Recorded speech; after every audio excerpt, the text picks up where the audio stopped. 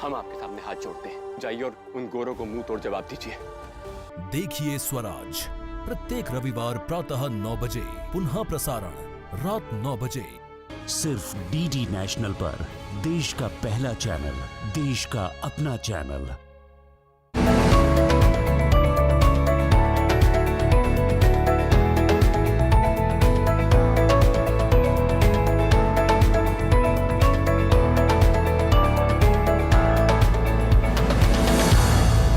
जिंदगी में जीतने का वही लोग हौसला रखते हैं जो हालात से लड़ना जानते हैं, जो जिंदगी में कुछ करना जानते हैं।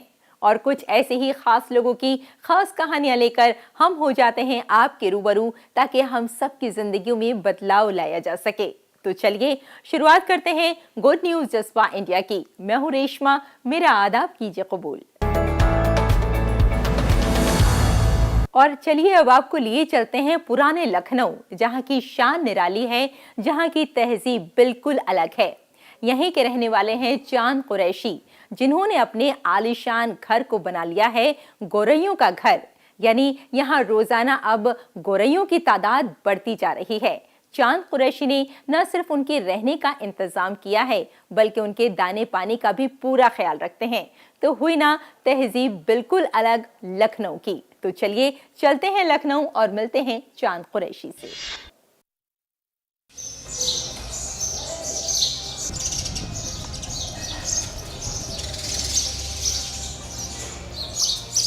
ये आलीशान घर जो आपको नजर आ रहा है, ये इंसानों के रहने के साथ साथ गोरैयों का भी घर है। इस घर में रहने वाले इंसान ने एक मुहिम छेड़कर अपने घर को गोरैयों का मस्कन बना दिया है। घर के हर कोने में अब गौरैया के घोंसले नजर आते हैं। चिड़ियों की चहचहाहट से ये घर गूंजता रहता है।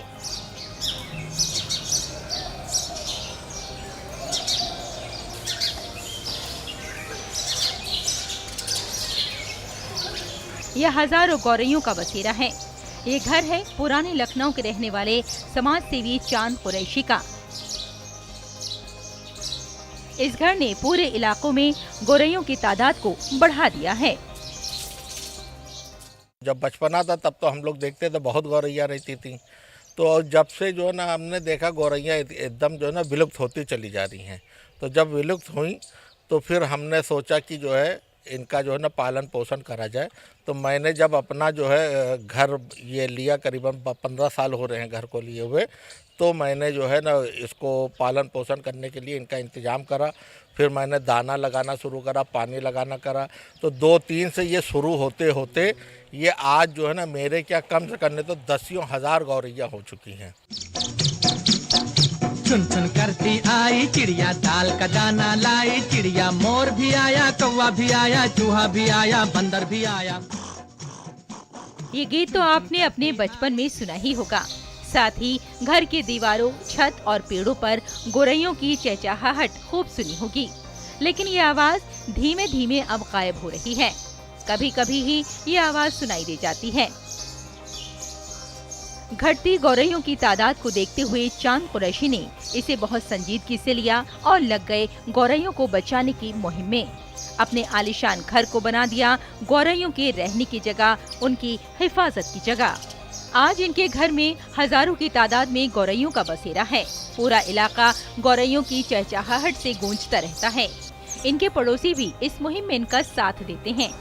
ये बता रहे हैं कि बचपन में देखी गई चिड़िया एक बार फिर उनके घरों में आने जाने लगी हैं। जब से चांद भाई ने हमारे दाना आना डालना शुरू किया है, पानी रखते हैं, दाना वगैरह डालते हैं, तब से गौरैया भी और भी काफ़ी पंछी हैं सुबह से आ जाते हैं। इनकी चहचहाहट की आवाज़ से यहाँ पे सवेरा होता है और काफ़ी पूरा दिन समझ लिए यहाँ पे चहचहाहट रहती है। काफ़ी पंछी आते रहते हैं, चिड़िया वगैरह खाया करते हैं, दाना वगैरह खाया करते हैं। बचपन से हम लोगों ने पहले देखी नहीं थी, लेकिन अब यहाँ पर जब से दाना आना डालते हैं चांद भाई तो हम लोग को देखने को मिलती है। एक से एक पंछी देखने को मिल जाते हैं यहाँ पर। चांद कुरैशी के चेहरे की खुशी बता रही है कि भले ही उनको गौरैयों की हिफाजत करने के लिए कड़ी मेहनत करनी पड़ती है। सुबह से शाम तक यहाँ देर रात भी उनके खाने पीने का इंतजाम करते हैं, लेकिन खुशी की बात यह है कि आज उनकी मेहनत रंग ला रही है।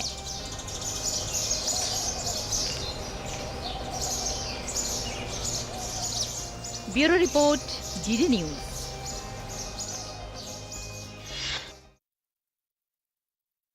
दोस्तों, हरियाली से किसे प्यार नहीं होता। हम सभी जानते हैं और चाहते भी यही हैं कि कोई वक्त ऐसा जरूर हो जहां हम हरियाली में अपना वक्त गुजार सकें। लेकिन इसके लिए हमें बड़ी मेहनत करनी पड़ती है क्योंकि हमारे आसपास हरियाली बहुत कम होती है। शायद इसीलिए इरप्पा एक ऐसे शख्स हैं जिन्होंने ये सोचा कि क्यों ना दरख्त ज्यादा से ज्यादा लगाए जाए, ताकि अगर उनको इन दरख्तों का फायदा ना हो सके तो आने वाली नस्लें उन दरख्तों से फायदा उठा सकें। और इरप्पा इसके लिए बहुत मेहनत भी कर रहे हैं। बेलगाम में रहते हैं लेकिन कोशिश करते हैं कि आसपास के जितने भी इलाके हैं वहां ज्यादा से ज्यादा पेड़ लगाए जा सकें। अब आप सोच सकते हैं कि इनकी क्या सोच होगी और किस तरह से ये समाज को एक खास पैगाम भी दे रहे हैं। तो चलिए आपकी मुलाकात कराते हैं इरप्पा से।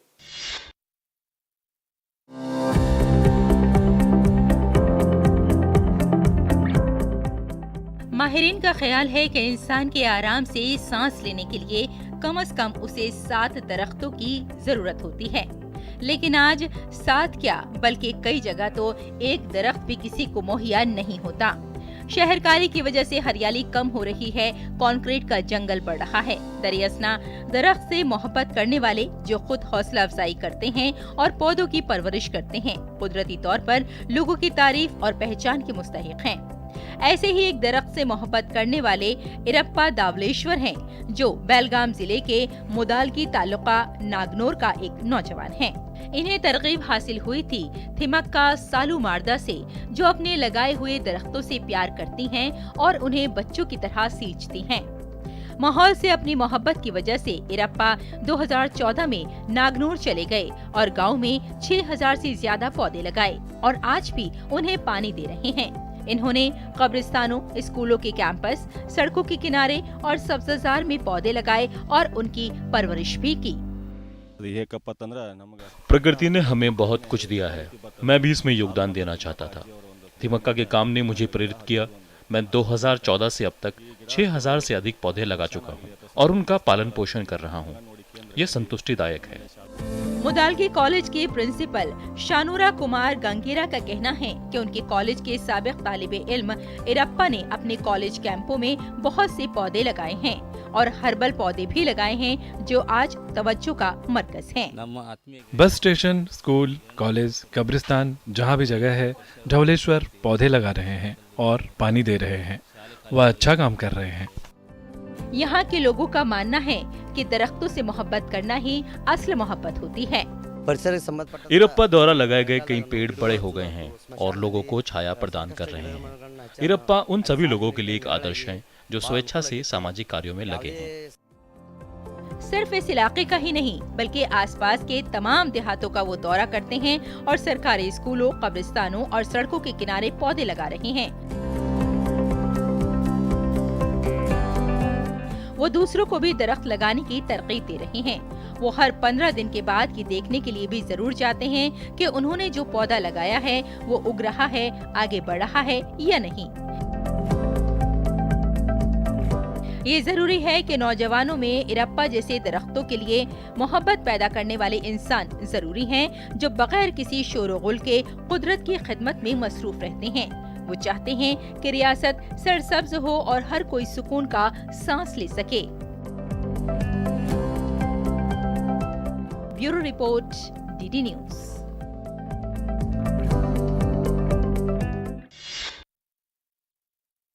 और यहाँ रुकते हैं एक छोटे से ब्रेक के लिए, जल्द हाजिर होते हैं। आप देखते रहिए गुड न्यूज जज्बा इंडिया का। देख रहे हैं, मैं हूं अशोक किरवा। कोई फैक्ट चेकर चाहता है कि आज सदियों सवाल है। आसान नहीं होता सच के लिए लड़ना। जिसकी आवाज कोई नहीं बनेगा, उसकी आवाज हम बनेंगे। जो डर जाते हैं वो झूठ से कहां टकराते हैं। जो गरीब के स्कूल में, गरीब के स्वास्थ्य के लिए खर्च होना चाहिए, वो लूट कर इन्होंने अमीर ठेकेदारों को दे दिया। सच को जानना हो तो झूठ पर करना होता है प्रहार, हर बार बार बार। मैंने आपसे पूछा, आपने ठीक है नहीं कहा ना आपने। और कोई मुद्दा नहीं है तो सोनिया गांधी की गुडबुक में मैं अपना नाम गोल्डन अक्षरों में कैसे दाखिल करूं?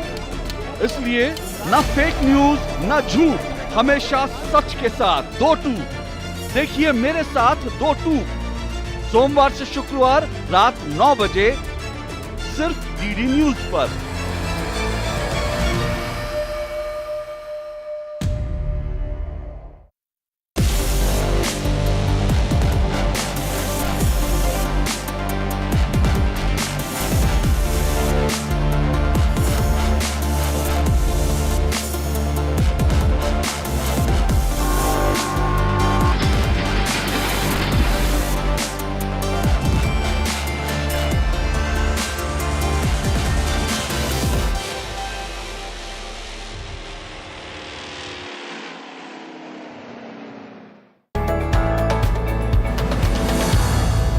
दोस्तों, ये तो आप जानते ही हैं कि जो माएँ हुआ करती हैं, जो वालिदा हुआ करती हैं, वो अपने बच्चों का पूरा ख्याल रखती हैं, उनको पढ़ाती भी हैं, उनकी नशोनुमा पर भी पूरा ध्यान देती हैं।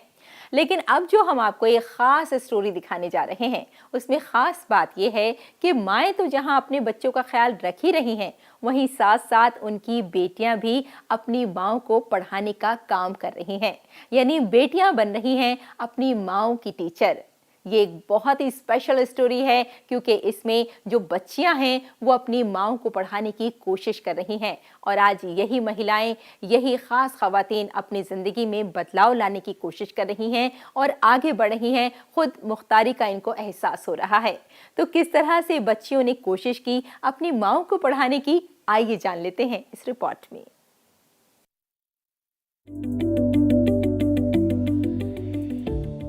इन किताबों में लिखे गए हुरूफ हों या खूबसूरत दुनिया में रंगों की पहचान, बच्चे की नशोनुमा में सबसे बड़ा किरदार माँ का होता है। तो बच्चा माँ की नशोनुमा में उतना ही अहम किरदार अदा क्यों नहीं कर सकता जितना कि माँ कर सकती है। तो आइए गुजरात के महिसागर जिले के बाबलिया प्राइमरी स्कूल में चलते हैं, जहां बेटियां टीचर्स हैं और उनकी माएं शागिर्द बनी हुई हैं। जी हां, अब महिसागर की बेटियां अपनी नाखानदा माओं को खौंदा बनाने के रास्ते पर चल पड़ी हैं। हमें खुशी है, हमारी माताएं लिखना पढ़ना सीख रही हैं, वो भी सीखकर बहुत खुश हैं। रोजाना की जिंदगी में भी कई बदलाव आए हैं, ये कामयाबी की शुरुआत है। महिसागर प्राइमरी स्कूल के असातिज़ा ने गांव की नाखानदा और कम पढ़ी लिखी माओं को दस्तखती तालीम देने की पहल के बारे में सोचा और आगे बढ़ते हुए ये प्रोजेक्ट शुरू किया, जिसमें उनकी अपनी बेटियां उन्हें तालीम दें। इब्तिदाई तौर पर ये तजुर्बा 24 माओं पर किया गया, जो कामयाबी से मुकम्मल हुआ। हमने गांव की निरक्षर और कम पढ़ी लिखी माताओं को हस्ताक्षर सिखाने की सोची और इसलिए सोचा क्योंकि उनकी बेटियों द्वारा उन्हें शिक्षित किया जाए। शुरुआत 24 माताओं से हुई, अब ये बड़ी मुहिम में बदल गई है। तालीम हर शख्स की जिंदगी में तरक्की का काम करती है, जो मुस्बतियत के साथ नई तवानाई भी देती है। एतमाद के साथ आगे बढ़ते हुए ये माएं अब खानदगी के साथ साथ दूध की पर्चियां भी पढ़ना सीख चुकी हैं। पैसों का हिसाब हो या फिर बसों में सफर, अब वो अकेले कई काम करने की सलाहियत रखती हैं। हम लिखना पढ़ना सीख रहे हैं, नाम लिख लेते हैं, साथ साथ दूध की स्लिप भी पढ़ना सीखी है, पैसों का हिसाब भी कर लेते हैं। बहुत सी माएं जो कई साल पहले पढ़ाई छोड़ चुकी थीं, उन्होंने भी इस नए इक़दाम को कबूल कर लिया है और पढ़ाई को दोबारा अपनी जिंदगी का हिस्सा बना लिया है। अब उनकी रोजमर्रा की जिंदगी में बहुत सी तब्दीलियां आ चुकी हैं और अब वो बाइख्तियार बनाने की राह पर भी चलना शुरू हो गई हैं।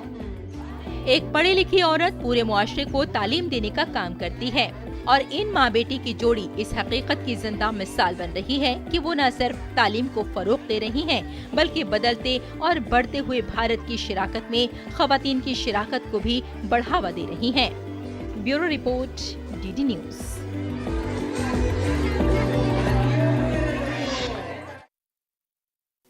दोस्तों, ये तो हम सभी जानते हैं कि खवातीन जमीन से लेकर आसमान तक का सफर आसानी से तय कर सकती हैं अपने बूते पर। ये वही महिलाएं हैं, ये वही खवातीन हैं कि अगर हालात सही नहीं हो तो हालात कैसे सही किए जा सकते हैं, ये बहुत अच्छी तरह से जानती हैं। इसी तरह से कुछ खास खवातीन ने एक ग्रुप बनाया है जागृति नाम से, और ये वो खवातीन हैं, ये वो महिलाएं हैं जो पानी का काम करती हैं। जी हाँ, पानी घरों तक पहुंचाती हैं और इस पानी को पहुंचाने के लिए इनकी खुद की ई रिक्शा भी है। आरओ प्लांट इन्होंने लगाया है। अब आप सोच सकते हैं कि कितनी मेहनत का काम होगा, लेकिन खवातीन इस खास काम को बड़ी ही आसानी से कर रही हैं और बड़ी ही खुशउस्लूबी के साथ कर रही हैं। यही है खवातीन की खास बात। तो चलिए इस खास कहानी में आपको मिलवाते हैं जागृति की कुछ खास खवातीन से।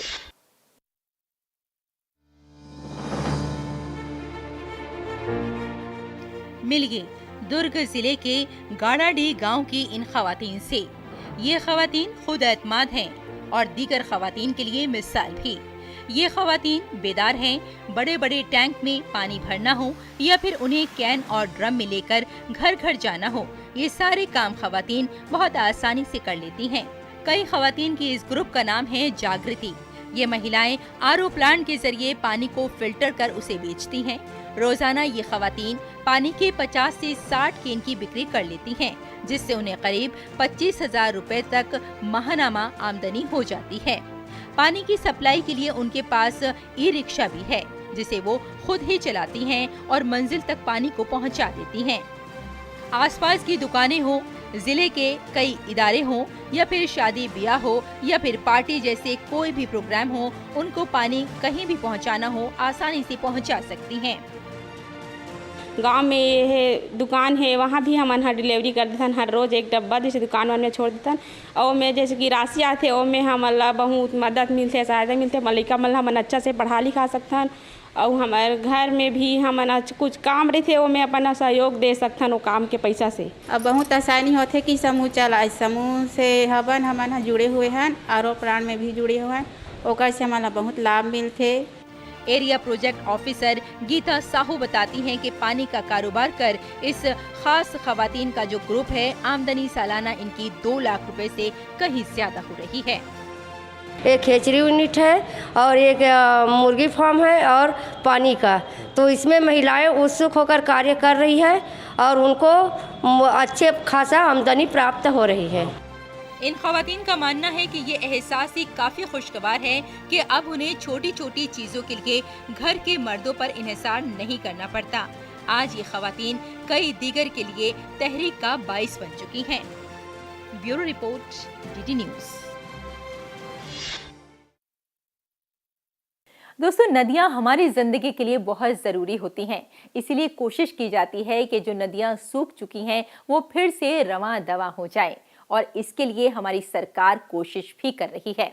लेकिन न सिर्फ सरकार कोशिश कर रही है, अगर आम लोग चाहें तो भी नदियां पहले की तरह बह सकती हैं, पहले की तरह रवां दवा रह सकती हैं।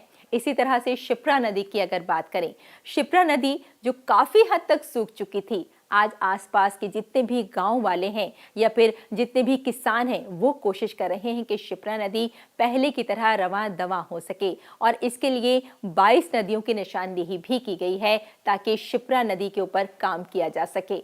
तो किस तरह से शिप्रा कंजर्वेशन मुहिम पर हो रहा है काम, आइए आपको दिखाते हैं इस स्टोरी।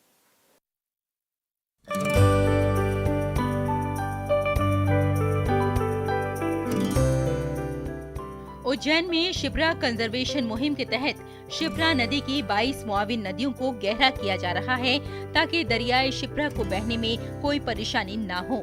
इन नदियों को गहरा करने के लिए देही लोग, किसान, समाजी खिदमत करने वाली तंजीमें और उज्जैन शहर और आसपास के स्कूली बच्चे सभी अपनी मेहनत से काम कर रहे हैं और अपना ताउन दे रहे हैं।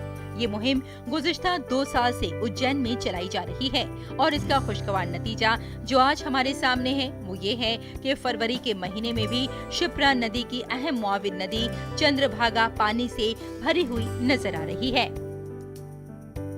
शिप्रा फिर से प्रवाहमान हो, इसके लिए उसकी सहायक नदियों को पुनर्जीवित करने का अभियान विगत 2 वर्षों चलाया जा रहा है। अभी हम जिस स्थान पर खड़े हुए हैं ये माँ चंद्रभागा नदी है, जो शिप्रा की सहायक नदी है, जिस पर विगत 2 सालों से यहाँ काम किया गया जन सहयोग से आसपास के किसानों को लेकर, और इसके बहुत ही सुखद परिणाम हमारे सामने हैं। शिप्रा को रवां दवा बनाने के लिए उज्जैन में कई तरह की मुहिम चलाई जा रही हैं, जिनमें एक अहम मुहिम शिप्रा तहफ़्फ़ुज़ मुहिम है। इस मुहिम के तहत शहर की समाजी खिदमत करने वाली तंजीमें, स्कूल के बच्चे, किसान और गांव वाले सभी अपनी मेहनत से काम कर रहे हैं और अपना एक अलग किरदार भी निभा रहे हैं। पंडित अटल बिहारी वाजपेयी पूर्व प्रधानमंत्री, उन्होंने सारी नदियों को जोड़ने का जो अति महत्वाकांक्षी उनकी जो योजना थी, उस योजना के आधार पे ही क्षिप्रा के पुनः प्रवाहमान बनाने का जो ये कार्यक्रम है चलाया गया। पिछले 2 वर्षों से इस कार्यक्रम को चलाया जा रहा है क्षिप्रा संवर्धन एवं संरक्षण अभियान के तहत। क्षिप्रा निजात देने वाली नदी है। यहाँ हर 12 साल के बाद समहास्ता का एहतमाम किया जाता है और महाकाल मंदिर और महाकाल लोक की वजह से हजारों लाखों अकीदतमंद बाकायदगी से यहाँ आते हैं, साफ और शफाफ पानी हासिल करने और क्षिप्रा को दोबारा बहते हुए देखने के लिए। इसकी मुआविन नदियों को बहाल करने की मुहिम गुज़िश्ता 2 साल से चलाई जा रही है। अगर इसी रफ्तार से काम जारी रहा तो ये दरिया अप्रैल में जून तक बहना शुरू हो जाएगा। यकीनन कोई एक शख्स या एक इदारा ये काम नहीं कर सकता, इसलिए इस बड़ी तादाद में अवामी शिरकत को मुहिम का नाम दिया गया है। ये क्षिप्रा नदी के तहफ़्फ़ुज़ की मुहिम है। आसपास रहने वाले तमाम लोग इससे जुड़े हुए हैं। हजारों करीबी किसान जिनके पास फार्म है, ताउन किया है उन्होंने। शहरी इलाकों की रज़ाकार तंजीमों ने भी ताउन किया और स्कूलों के बच्चों ने भी ताउन किया। ये काम सबकी इज्तिमाई कोशिशों से हुआ है। ये पानी के तहफ़्फ़ुज़ की एक बेहतरीन मिसाल है जो हम सबके सामने है। आसपास के किसानों को सिंचाई के साधन बढ़े हैं, कुओं का वाटर लेवल बढ़ा है, ट्यूबवेल का वाटर लेवल बढ़ा है और किसानों की उत्पादन क्षमता बढ़ी है, जिससे किसानों की आय में वृद्धि हुई। इस प्रोग्राम को ठोस शक्ल देने की कोशिश की जा रही है। ये काम 2 साल से मुसलसल जारी है और दोनों किनारों पर शजरकारी भी मुसलसल जारी है। पिछले 2 सालों में यहाँ तकरीबन 10,000 लोग रज़ाकाराना तौर पर काम कर चुके हैं। Bureau report, DD news. और यहाँ रुकते हैं एक छोटे से ब्रेक के लिए, जल्द हाजिर होते हैं। आप देखते रहिए गुड न्यूज जज्बा इंडिया का।